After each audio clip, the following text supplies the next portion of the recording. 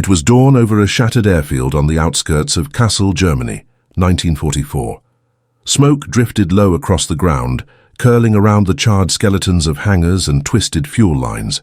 The previous night's American bombing raid had lasted less than half an hour, but its aftermath looked like an inferno had crawled across the earth and refused to leave. German engineers, their faces streaked with soot, moved cautiously among the smoldering wreckage. What they saw didn't make sense. Everywhere they looked, the fires burned too long, too hot. Standard high-explosive bombs left sharp craters and shrapnel. These new weapons left pools of liquid fire that clung to metal and flesh alike. Even the concrete was blistered. When engineers poured sand over the flames, they flared brighter. Water turned to steam in seconds. One Luftwaffe ordnance officer bent down beside a crater, touching his gloved hand to a residue that shimmered like tar. It stuck to his leather, refusing to come off. Nearby, an unexploded fragment of an American M47 bomb casing was half buried in ash. Its outer shell was thin, strangely lightweight, unlike the hardened steel of standard munitions. Etched along its base was a faint stamp, E46 incendiary mixture. The engineers exchanged glances. This was no ordinary explosive. Whatever the Americans had used, it wasn't meant to destroy by force. It was meant to burn everything alive. As reports came in from Hamburg, Darmstadt, and Kassel, the pattern repeated. Cities didn't just collapse. They burned from the inside out. Witnesses spoke of fire that rolled like liquid, consuming oxygen, melting asphalt, even igniting rivers of oil. For German scientists trained in the chemistry of warfare, this was something new and terrifyingly efficient. The Luftwaffe's technical division quickly assembled a sample team to recover bomb fragments and residues for laboratory analysis in Berlin. Their first assumption was that the Americans had developed a new synthetic compound or exotic oxidizer. But as they scraped the blackened debris into containers, they found something far more alarming: the scent of gasoline. Ordinary refined fuel, but transformed into a weapon far beyond its humble form. This discovery marked the beginning of one of the most shocking revelations of the war, that the United States had turned one of the world's most common resources into an unstoppable instrument of fire. And as those engineers left the smoking ruins of Kassel, they carried with them questions that no one in Germany yet had answers for. By 1942, the Second World War had become a battle not just of armies, but of industries. Europe's cities were fortified with steel, concrete, and willpower. High-explosive bombs could tear through roofs and walls, but the Allies faced a growing frustration: destruction without paralysis. Factories could be rebuilt, power lines repaired, and morale, though bruised, somehow endured. The question echoing across Allied planning rooms was simple: how do you break a nation built on industry?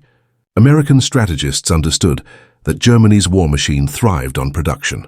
Synthetic fuel plants, steelworks, and munitions factories were scattered among civilian districts, shielded by dense housing. Conventional explosives left craters, but rarely crippled entire blocks. Fires, however, were different. Fire could move, breathe, and multiply. It could turn an industrial zone into a furnace that consumed both machinery and men. Yet creating a weaponized fire was more complicated than simply dropping fuel. Gasoline burned too quickly. Oil smothered itself. What the U.S. Army Air Forces needed was a flame that spread, clung, and refused to die. Across the Atlantic, German scientists had already experimented with incendiaries, magnesium, thermite, and oil-based mixtures, but none provided the control or consistency military engineers wanted. Britain had faced the same challenge during the Blitz, where entire neighborhoods were devastated by German firebombs, yet many survived through firefighting and design.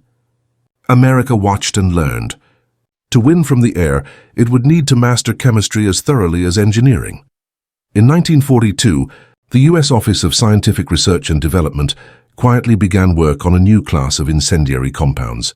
Under the leadership of chemist Louis Fieser at Harvard University, research shifted from exotic metals to something shockingly simple: gasoline. Fieser's team realized that the key wasn't a new fuel, but how to make an old one behave differently. They sought a thickener, a binding agent that would transform liquid fuel into a sticky, long-burning gel capable of adhering to surfaces. This was the moment America's scientific community turned the chemistry of convenience into the chemistry of war. What began as a laboratory experiment would soon redefine aerial warfare itself. The project would lead to one of the most consequential inventions of the 20th century, AET. Weapons so effective it would horrify even those who built it. Its first name was practical and unassuming. They called it napalm. The laboratories of wartime America were unlike anything the world had ever seen. Funded by the US government and fueled by urgency, science had become a battlefield of its own. In Cambridge, Massachusetts, behind the ivy-covered walls of Harvard University, Professor Louis Fieser and his small team of chemists worked day and night in secrecy. Their task was deceptively simple: make gasoline stick. By 1942, the United States was producing more fuel than any other nation on Earth. Oil was America's invisible army, flowing from Texas, California, and the Gulf Coast to every tank, aircraft, and ship that carried the war forward. Yet despite this abundance, gasoline was inefficient as a weapon. Dropped from altitude, it vaporized before impact, burning off in seconds. Fieser's challenge was to transform it into a weapon of sustained destruction. He and his colleagues experimented with hundreds of mixtures: latex, tar, aluminum soaps, magnesium, and resins. Many produced short-lived flames or failed entirely.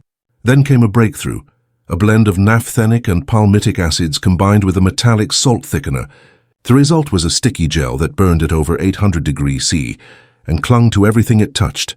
When Fieser lit a sample on the floor of his lab, the flame crawled slowly, deliberately refusing to extinguish.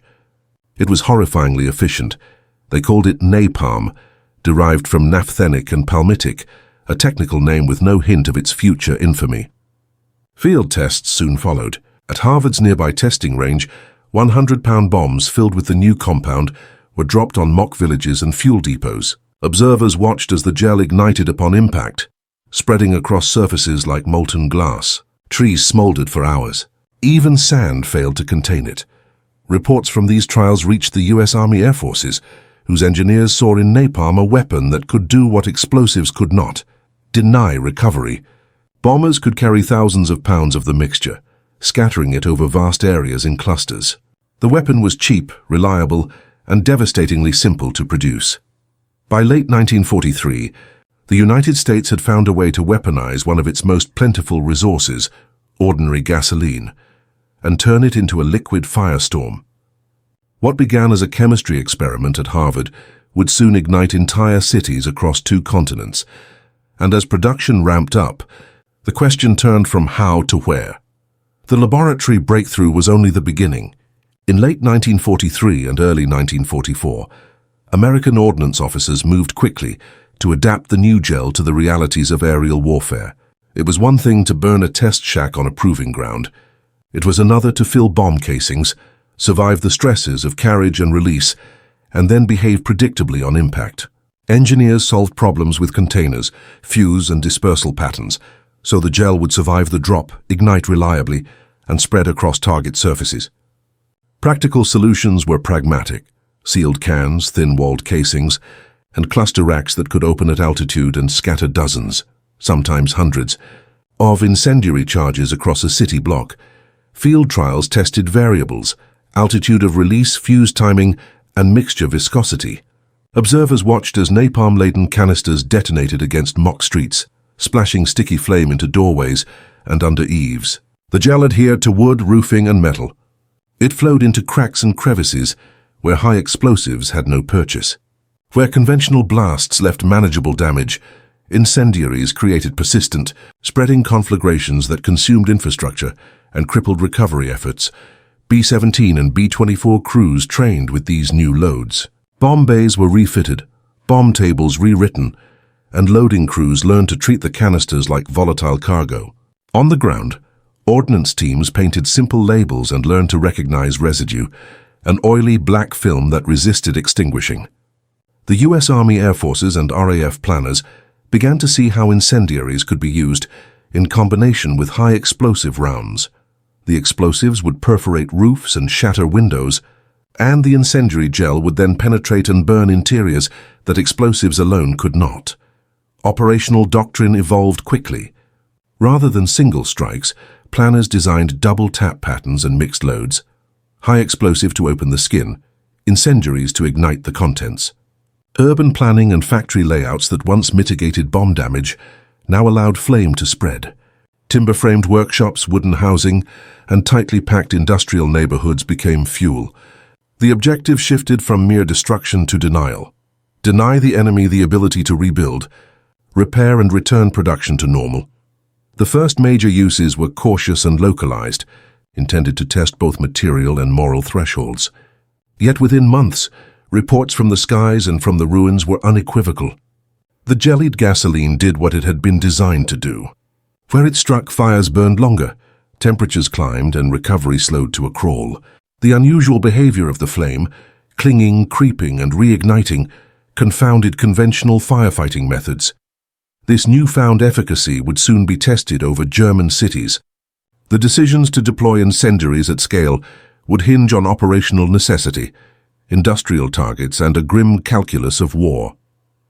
The first large-scale applications in Europe would teach hard lessons about the true cost of fire in modern war. The first large-scale tests of jellied petrol and mixed incendiary loads took place over cities whose skylines fed a war machine: Hamburg, Kassel, Darmstadt, and later Dresden. The strategy was simple on paper and devastating in practice. High explosives would open roofs and rupture water mains. Incendiaries would follow, seeping into the newly exposed interiors and setting timber, paper, oil, and canvas alight. Where urban density, construction materials, and wind aligned, fire did more than burn. It gathered itself into a moving force.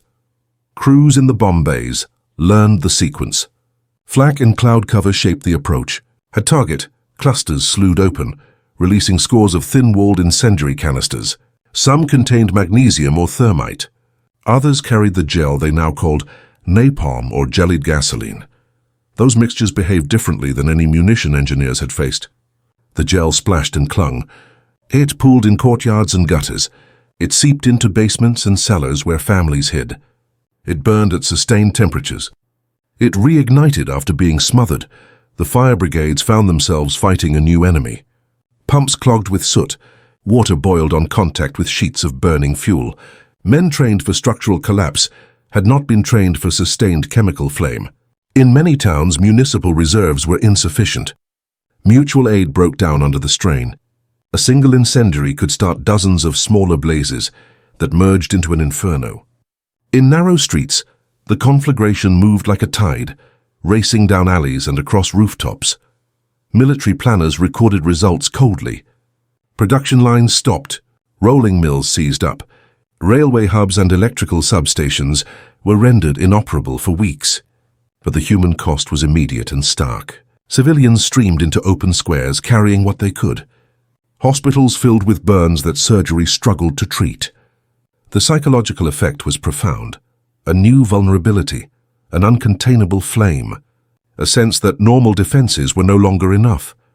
German technical teams gathered fragments and residues and sent samples to laboratories in Berlin. Metallurgists catalogued thin casings and stamped lot numbers. Chemists analyzed black films that resisted solvents. The repeated conclusion was unsettling. The Allies had harnessed a familiar commodity, gasoline, and through chemistry and delivery, turned it into a weapon that behaved unlike anything seen in European skies. That realization altered tactical calculations on both sides. For Allied strategists, incendiaries offered a means to collapse industrial throughput rapidly. For German commanders, it posed a desperate question: how to protect cities built of wood, coal, and human habit from a fire that would not be easily smothered. The stage was set for raids whose scale and fury would define late-war aerial warfare. In the cramped antiseptic rooms of Berlin's Luftwaffe Technical Division, engineers worked under growing pressure. Reports arrived daily. Burned-out districts, melted roofs, machines reduced to glowing scrap. Field teams returned with fragments scraped from craters and charred rubble. The men who handled these pieces were not frontline soldiers but ordnance technicians and chemists. Specialists trained to read metal and residue the way a doctor reads a pulse. What they found did not fit the patterns etched into their training. Fragments of American canisters showed thin walls and crude fusing, optimized for scattering rather than blast. Burn patterns on brick and timber suggested a fuel that did more than flash. It clung, smeared, and continued to feed flames long after initial ignition. Under microscopes, chemists found an oily, persistent film. Solvents failed to remove it readily. When they distilled samples, the smell was unmistakable to any technician who had worked on vehicles and generators. Gasoline. Ordinary petroleum, yet altered. Thicker, tackier, far less volatile in its flame behavior. It had become, in effect, a sticky incendiary. For German engineers, the discovery carried a bitter irony. Germany had invested heavily in synthetic fuels and chemical engineering to offset shortages.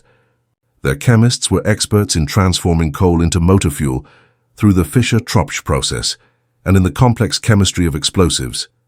Yet here was an enemy weapon that exploited America's simplest advantage, abundance of petroleum, and converted it with industrial chemistry into something novel and devastating. Field reports augmented lab work. Bomb disposal teams described canisters that ruptured on impact and shed a rain of burning droplets. Firefighters encountered surfaces where water boiled away and pumps choked on sooty residues. Attempts to smother blazes with sand or foam were often only partly successful. The jellied found oxygen and flared again. In several cases, engineers noted that blast-damaged buildings collapsed not solely from structural failure but because their interiors had been gutted by sustained high-temperature combustion. Technical. Reports compiled in late 1944 and early 1945 read like a catalogue of mounting alarm. They catalogued lot numbers, dispersal patterns, and thermal effects. They recommended countermeasures, improved sprinkler systems, decentralization of critical plants, reinforced storage, and dispersal of vital records, yet acknowledged limits. The scale of production and the speed of American adaptation meant that remedies would always lag behind deployment. As German specialists pieced together these findings, though a stark conclusion emerged. This was not merely a new munition, but a strategic redefinition. America had weaponized a mundane commodity through chemistry and logistics, creating a form of flame that German industry and civil defense had not anticipated. The shock in Berlin was technical and psychological, a recognition that the battlefield had broadened into the chemistry of everyday life. This realization forced a comparison between two industrial systems and between two approaches to wartime resources, a contrast that would redefine the war's technological narrative. When German analysts completed their reports, they didn't just catalogue fragments, they uncovered a truth that struck at the heart of the Reich's industrial philosophy. Germany's wartime science had always been built on scarcity. Its chemists had mastered synthetic rubber, ersatz fuels, and artificial lubricants because the country had little choice. The United States, by contrast, built its technology on abundance. It didn't need to invent new raw materials. It simply found new ways to use what it already possessed, and to use it at a scale that dwarfed anything in Europe. Napalm embodied that divide. It was not a secret miracle compound or an expensive new chemical. It was the product of a few acids, metallic salts, and common gasoline, mixed in drums and filled into casings by the thousands. German engineers at IG Farben, accustomed to elaborate synthesis and high-precision chemistry, were astonished by the simplicity. The genius of the weapon wasn't in its formula. It was in its efficiency. By 1944, American factories could produce tens of thousands of napalm bombs per month. Standardized assembly lines rolled out M47 and M69 clusters, each designed to scatter fiery gel across enormous areas. The US had the petroleum, the aluminum for casings, and the aircraft to deliver them in quantities that overwhelmed defense systems. German scientists realized that even if they could duplicate the chemistry, they could never match the supply chain behind it. The shock extended beyond chemistry. Luftwaffe analysts recognized that this new weapon exploited the vulnerabilities of Germany's architecture itself. German cities, dense, timber-framed, often centuries old, were perfect tinder. American engineers understood this, designing bombing patterns that combined high-explosive openers with follow-up incendiary waves. Once roofs were gone, napalm flowed freely inside, turning entire neighborhoods into furnaces. The psychological impact was severe. Fire was ancient, primal. It didn't just destroy, it humiliated. When German civilians saw flames that defied their efforts to extinguish, many assumed some dark new secret science was at work. In truth, it was America's raw industrial pragmatism. The same nation that built automobiles, gasoline stations, and highways had taken its most familiar commodity and converted it into a weapon that conquered through chemistry and logistics. German chemical journals quietly noted their grudging respect. It is a simple idea, one report concluded, but it has been perfected with industrial discipline. That acknowledgement, buried in a wartime document, marked a silent admission. The Reich's scientific precision had been outmatched by America's ruthless practicality. And while the engineers in Berlin debated the chemistry of flame, half a world away, the same invention was being tested on an even larger stage. The vast, combustible cities of the Pacific. By early 1945, America's mastery of fire reached its most terrifying expression. Across the Pacific, the U.S. Army Air Forces prepared to unleash napalm not on factories or fuel depots, but on the wooden cities of Japan. The man orchestrating this transformation was Major General Curtis LeMay, a commander whose pragmatism bordered on ruthlessness. His mission was to break Japan's industrial and psychological will, and he knew that in a nation of timber, paper and bamboo, fire would do what explosives could not. The codename was Operation Meeting House. The target, Tokyo, the weapon, gasoline thickened into napalm. The scale, unimaginable. In the early hours of March 10, 1945, 334 B-29 superfortresses lifted off from the Mariana Islands, each loaded with M69 incendiary clusters, canisters packed with small, jellied gasoline bomblets designed to burst at low altitude and scatter fire across the city's dense neighborhoods. At 12:08 a.m., the first flares marked the aiming point over eastern Tokyo. Then the sky turned red. Within minutes, hundreds of thousands of gallons of napalm gel fell upon the capital. The mixture stuck to everything: roofs, streets, people, burning at over 800 degrees Celsius. Winds from the bay fed the flames, and what began as scattered fires soon merged into a single roaring firestorm. It generated its own wind, drawing oxygen from the ground and suffocating those below. Asphalt melted. Rivers boiled. Entire blocks vanished in waves of orange light. For American aircrews circling above, the sight was both awe-inspiring and horrifying. From 5,000 feet, Tokyo appeared as a living inferno, a rolling sea of flames stretching for miles. Crews reported turbulence so intense it shook their bombers like storms. One pilot described the smell of burned cities, a scent that lingered even at altitude. In just 3 hours, nearly 16 square miles of Tokyo were reduced to ash. More than 100,000 people died, most within the first hour. The fires burned until dawn, and by sunrise, the Japanese capital lay in smoldering ruin. The results were so catastrophic that German observers, when they received intelligence reports, initially dismissed them as exaggerations. But the evidence was clear. The Americans had perfected a new kind of warfare, one that relied not on precision or fortification, but on the chemistry of gasoline and the physics of wind. From that night forward, napalm became synonymous with total destruction. And though Tokyo had burned, its inferno was only the most visible symbol of what German engineers had already begun to understand: that fire had become America's most reliable ally. As the flames in Tokyo subsided, a new phase of the war began. In both Europe and the Pacific, American bombers carried the same weapon, refined and mass-produced, ready to reduce anything combustible to ash. And while LeMay's airmen rewrote the rules of strategic bombing, another kind of soldier, the men who handled those bombs on the ground, were coming to understand the terrible efficiency of what they were unleashing. On the ground before dawn missions, the process of preparing fire for flight was methodical, almost ritualistic. Airfield crews rolled open the bomb bay doors of B-17s, B-24s, and later B-29s, their hands blackened with soot and fuel residue.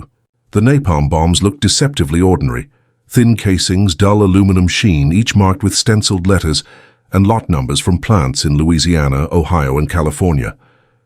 Inside was no mystery metal or exotic compound, but the same gasoline that powered their jeeps and generators thickened into jelly. The ordnance teams knew the smell well. It clung to their uniforms and mixed with the cold morning air. Loadmasters and armorers treated these bombs differently.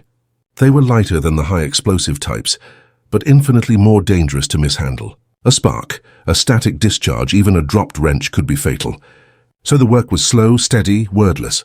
Crews double-checked fuses and straps. Pilots walked the tarmac in silence, knowing that the destruction their aircraft would deliver was unlike anything they'd seen. Inside the bombers, the atmosphere was part awe, part dread.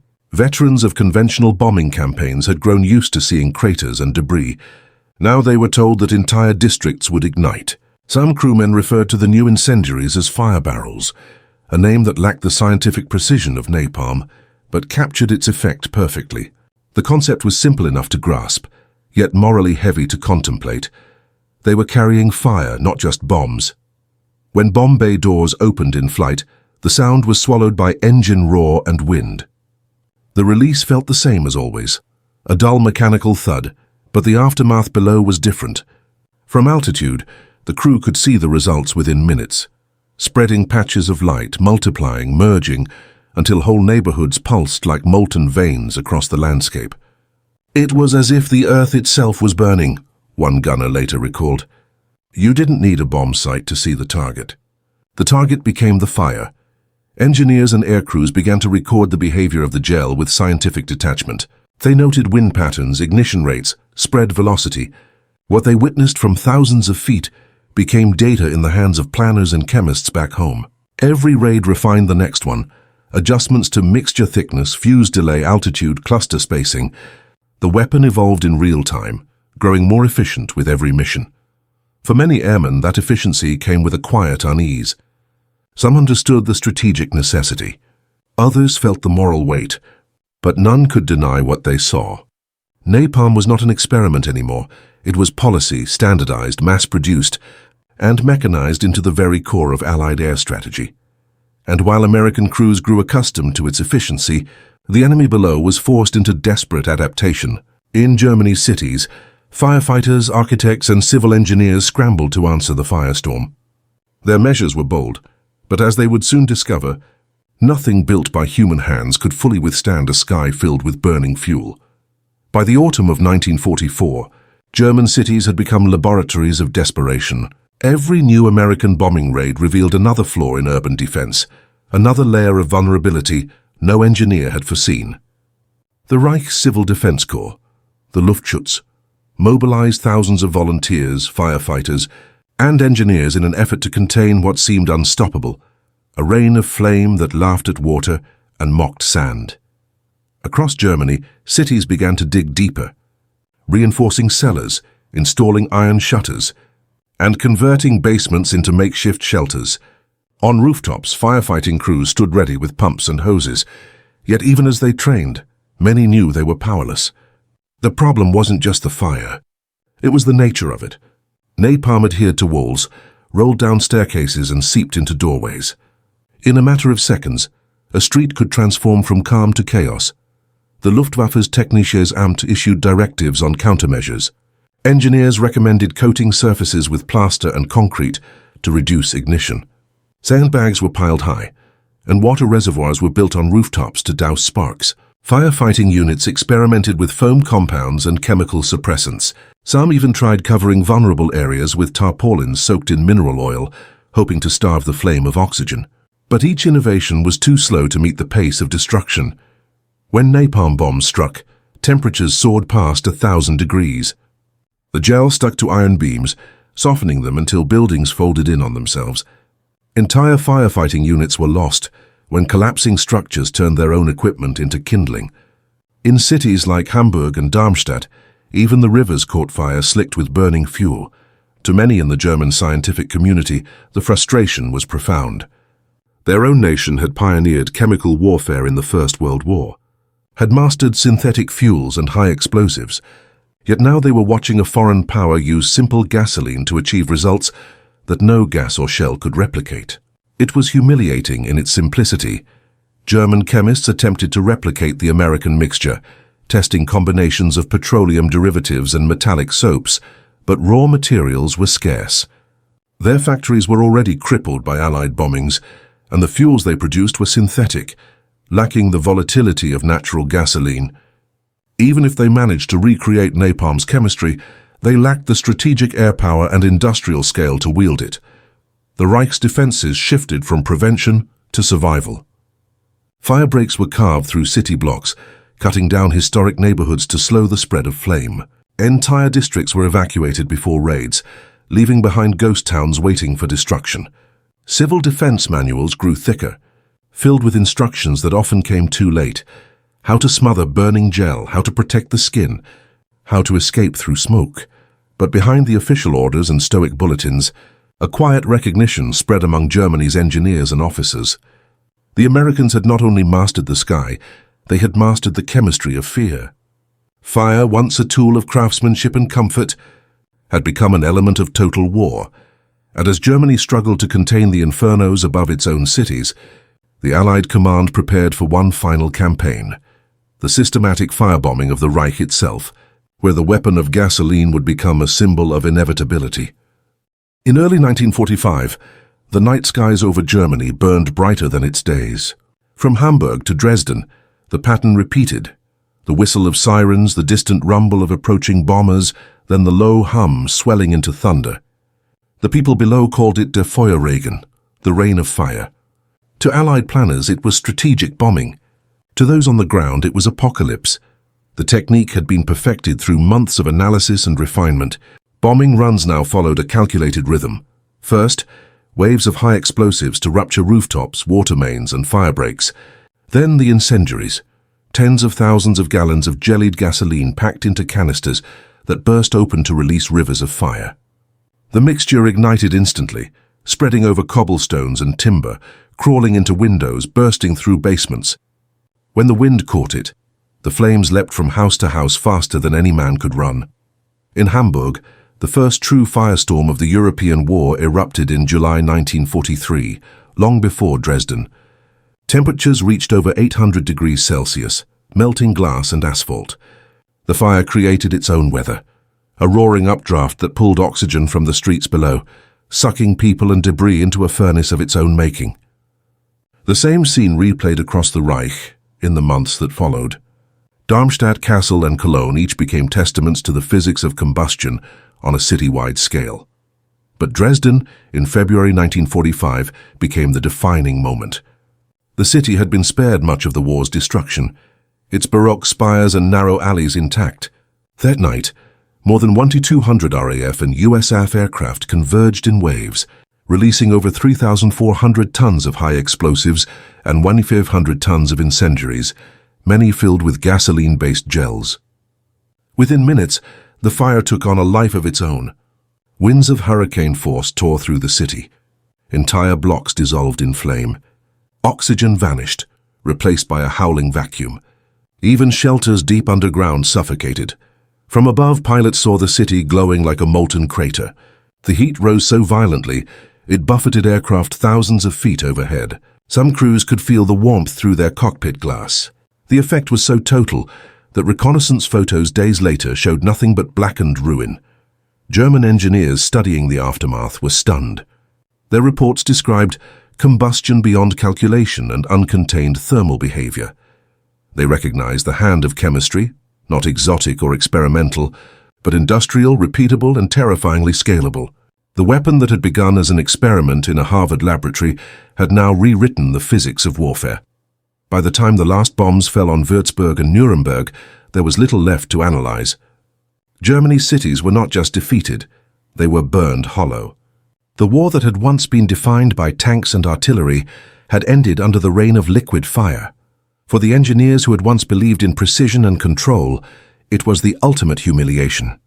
And for the soldiers who fought beneath those skies, it was the beginning of surrender, not to an army, but to an idea that fire itself had become a strategic weapon.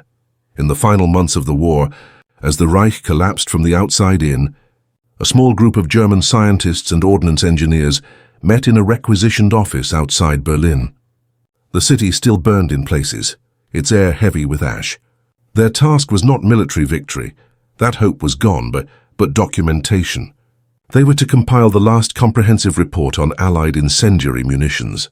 It would be the closing chapter of Germany's scientific war effort, a record for whoever might study its ruins later.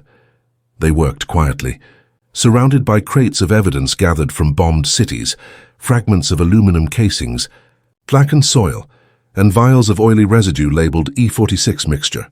The lead chemist, once a proud consultant for IG Farben, now wrote with the detachment of a pathologist. His notes began clinically. Composition analysis indicates hydrocarbon base thickened with metallic salts, most likely sodium or aluminum soaps. Combustion temperature sustained between 800–1000 degrees Celsius. Flame propagation self-renewing under wind exposure. But between the data points, a tone of disbelief crept in. It appears, he wrote in one margin, that the primary component is standard aviation gasoline. Nothing more, that line carried the weight of defeat. The Allies had not defeated Germany through an arcane scientific discovery. They had weaponized simplicity. The engineers, accustomed to intricate syntheses and scarce resources, could scarcely fathom that something so basic had undone them. We underestimated the enemy's use of abundance, one note concluded. Their chemistry is practical, ours theoretical. They included diagrams showing the dispersal pattern of M47 and M69 canisters, temperature gradients inside urban fires, and photographs of melted brickwork taken from Dresden's ruins. They measured residues and ash for traces of exotic additives and found none. The Americans had not needed them. Their victory was industrial, not alchemical, achieved through mass logistics and relentless iteration. The report's final pages moved beyond data. One section, handwritten in precise script, read, "The phenomenon of jellied gasoline represents a synthesis of chemistry and mass production unprecedented in warfare. It demonstrates that the enemy's true strength lies not in invention, but in capacity." Another, written later in darker ink, added, "A nation that can afford to burn its own fuel so freely cannot be fought by measure or by ingenuity. It can only be exhausted." By the time the report reached Berlin's military archives, the war was already over. The laboratories were empty. The engineers who wrote it scattered or captured. Yet their findings endured, a testament to a moment when scientific arrogance met industrial inevitability. When Allied intelligence officers later reviewed those same pages, they were struck by the tone, not anger but resignation. The Germans had not been defeated by superior genius, but by the application of ordinary chemistry on an extraordinary scale, and that understanding that war had become a contest of resources and pragmatism as much as intellect would shape every conflict that followed. The age of precision was ending. The age of efficiency had begun. When the war finally ended, the fires still smoldered. In Europe's cities, survivors picked through ashes, retrieving fragments of their lives. In Japan, the ruins of Tokyo, Osaka, and Nagoya still carried the faint chemical scent of burned fuel. The physical war had ended, but another conflict, moral and philosophical, had begun. Across universities, tribunals, and military archives, a single question emerged. Had science gone too far? The very scientists who had engineered napalm were among the first to ask it. Louis Fieser, the Harvard chemist whose team had created the jellied gasoline, later wrote that he never envisioned its scale of use. To him, it had been a technical challenge, a laboratory exercise. "We were asked to create a better incendiary," he recalled, "and we did." But the images from Hamburg and Tokyo haunted even those who had built the weapon. It was no longer chemistry. It was morality written in flame. Military leaders offered their own logic, harsh, pragmatic, unflinching. The doctrine of total war demanded that every resource of the enemy be denied. Factories, transport, morale, all were targets. To them, napalm was not cruelty. It was efficiency. If you kill 100,000 now, one strategist argued, you may save 1 million later. That calculus, refined in the heat of 1945, would soon reappear in Korea, and later in Vietnam. Yet as the 20th century moved forward, the images of burning cities lingered in collective memory. Photographs from Dresden and Tokyo, taken by Allied reconnaissance and German civilians alike, became exhibits in a new kind of reckoning. Fire had been humanity's oldest tool. Now it stood accused as its most uncontrollable. In the aftermath, legal scholars debated whether incendiary weapons violated the principles of proportional warfare. The newly formed United Nations convened commissions to examine civilian targeting, but no single verdict could fully separate strategy from suffering. Napalm was not banned. Its formula remained simple, its production easy, its effectiveness undeniable. For the men who had dropped it, the guilt was complex. Many saw themselves as soldiers fulfilling duty, bound to orders and necessity. Others, writing years later, confessed to uneasy dreams of cities seen from above glowing like embers in a dark sea, and for those who had endured it, fire became a memory beyond words. Survivors spoke of heat that erased air, of light that blinded even with eyes shut. The weapon had done more than burn cities. It had seared itself into the conscience of civilization. The ethics of fire would never again leave the shadow of warfare.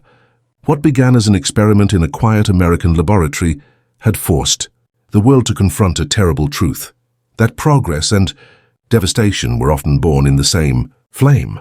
The engineers of Germany had understood this lesson too late.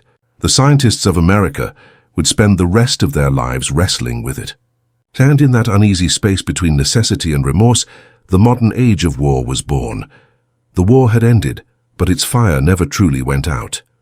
From the ruins of Europe and the ashes of the Pacific rose a world remade, one that would spend the next century trying to understand what it had done to itself.